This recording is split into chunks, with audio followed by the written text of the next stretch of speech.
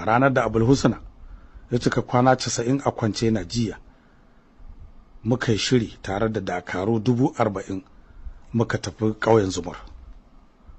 Sai da muka ci rabin tafiya mun shigo cikin wata sahara inda babu gida gaba ko baya, babu bishiyoyi ko duwatsu, babu ruwa, sai kawai muka ji wani irin tsananin zafi na fesowa.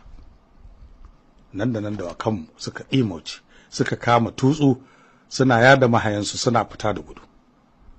Wata irin gagarumar iska mai ƙarfi ta taso, ta dinga ɗaga mutane da dawakai sama suna yawo a cikin iska tamkar takardu.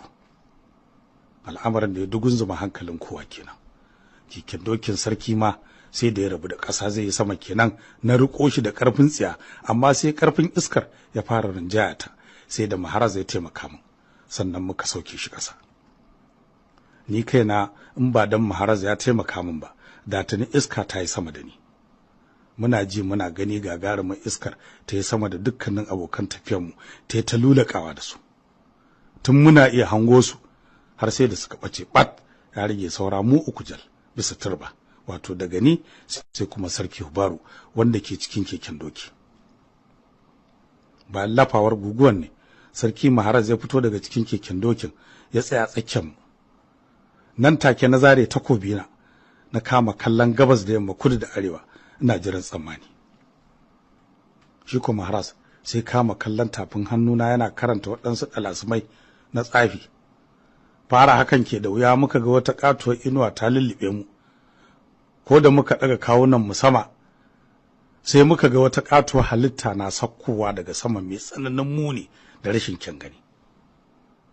Sannan a hankali halitta ta iso ƙasa-ƙasa yadda muna iya ganin cikakken siffarta. Ko da muka yi arba da halittar sai duk mu uku muka firgice muka razana aina, kamar za mu zabura da gudu, amma da yake tsoron ya kai tsoro sai muka kasa guduwa. Ita dai wannan halitta ba komai bace sai wata sihirtacciyar dodanniya mai kawuna 8 ko na kai guda ɗaya girmansa ya kai na katon dutse. Gaba ɗaya kawunan 8 a jikin wuya ɗaya suke. Shi kuwa wuyan nata zarƙale ne har ƙara kansa tsawo yake yi, yayi sama ko ƙasa.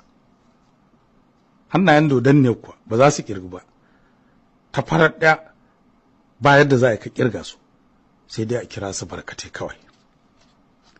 Kamar yadda wuyan take ƙara tsawo, haka hannayen nata ke ƙarawa suna ragewa. Da dukkan alamu dai in ta miƙa hannunta guda daga inda take, za ta iya ɗauko abin da ke can bayan bangon duniya daga kowace kusurwa. Kawai sai muka ga dodanniyar nan ta wangame bakinta guda, ta kama gaba ɗayan dakarun nan namu guda 40,000 har da dawakansu suna ta zubowa ƙasa a lagube. A nan ta amansu suna zubowa kamar an dafa su a tukunya, har tururin zafi ne ke fita a jikinsu. Saboda tsabar zafin da ke cikin dodanniyar sun dahu sun yi lugub-lugub har da gwargwajewa suka yi. Nan fa gawarwakin suka tare himi guda a gabanmu tamkar tsauni.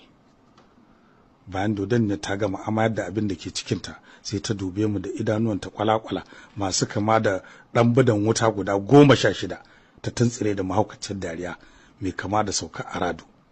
Muka ƙara firgicewa, muka hau kwakwama junanmu.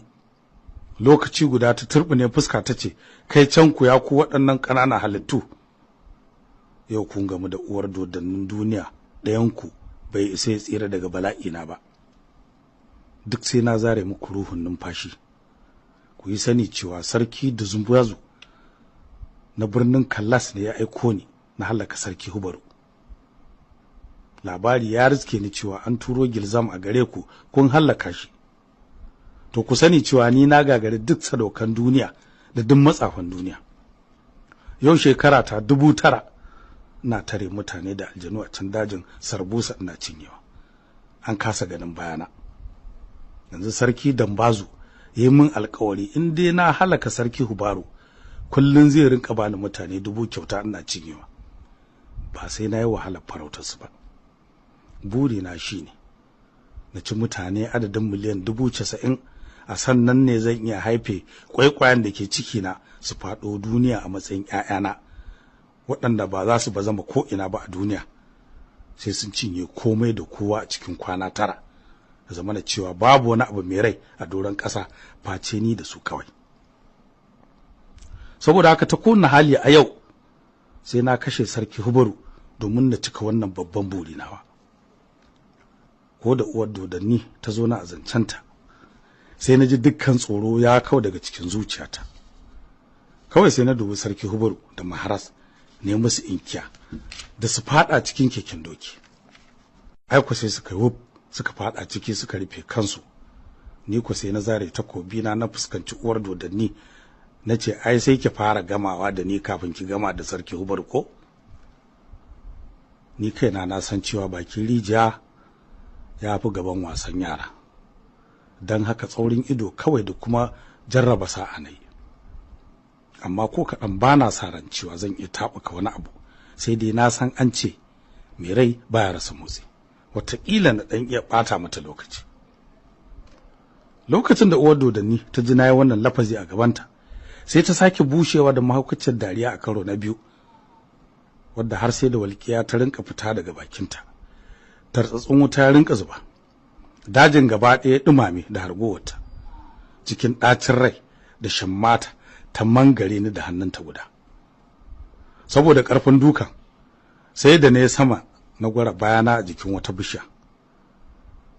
Ita kanta bishiyar sai da ta uku har jijiyoyinta daga cikin ƙarƙashin ƙasa, muka faɗi ƙasa tare na baje wanwar asume ko shurawa ban sake ba. A zaton uwar dodanni, ƙasusuwan bayana sun karye, na mutu. Don haka sai ta zuro hannunta a hankali ta balle ƙofar ɗakin keken dokin da su sarki Hubaru ke ciki, suka yi arba da fuskarta. Kawai sai ta kama yi musu dariya.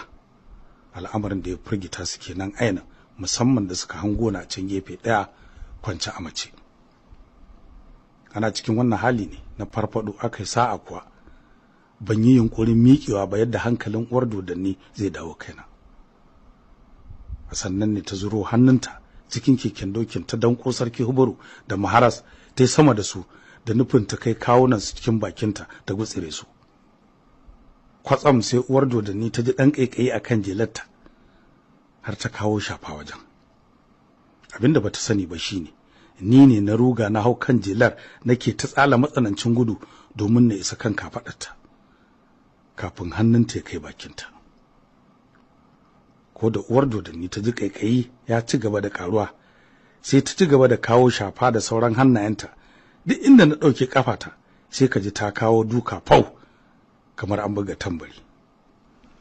Faruwa hakan ce ta sa uwar dodanni ta samu jinkiri wajen kai hannunta zuwa cikin bakinta ta gutsire kawunan su sarki Hubaru. Ko da ta ga ƙaiƙayin ya ƙi ƙarewa kuma ta kasa mako ƙwaron da ke hawa jikinta, sai ta mai da hankalinta wajen kai hannunta zuwa cikin bakinta guda. Saura kiris ta zara kawunan sarki Hubaru a bakinta, na iso kan kafaɗarta. Ai kuwa sai na daka tsalle daga kan kafaɗar tata na kai hannunta sara wanda ke ɗauke da Hubaru. Takobina da zabtare hannun nata ya faɗo ƙasa. Hubaru suna cikin yankakken hannun, jini ko ya kama tsartuwa da feshi daga cikin dungulmin hannun tamkar magudanar ruwa ta balle. Tsananin zafi da zogi da uwar dodanni ta ji ne ya sa ta haukace ko ma ta makance, ko gani ba ta yi sosai. Ta hau kaiwa iska duka tana ruri da kururuwa mai tsananin firgitarwa. Ya ce ko da naga ta ɗimoce, sai na ci gaba da saran sassan jikinta da takobina, na ta daddatse ta, tana tsaye jikinta ya rinka zabtarewa da kaɗan-kaɗan yana faɗuwa ƙasa. Ni kaina na yi matuƙar mamakin yadda na samu wannan nasara cikin gaggawa haka. Bayan sassan jikin uwar dodanni ya gama faɗuwa ƙasa, ya tare him a waje guda kamar yadda gawarwakin dakarunmu suka taru, sai sarki Hubaru da Maharas suka fito daga cikin keken doki suka ƙura min idanu kawai suna matuƙar mamakina.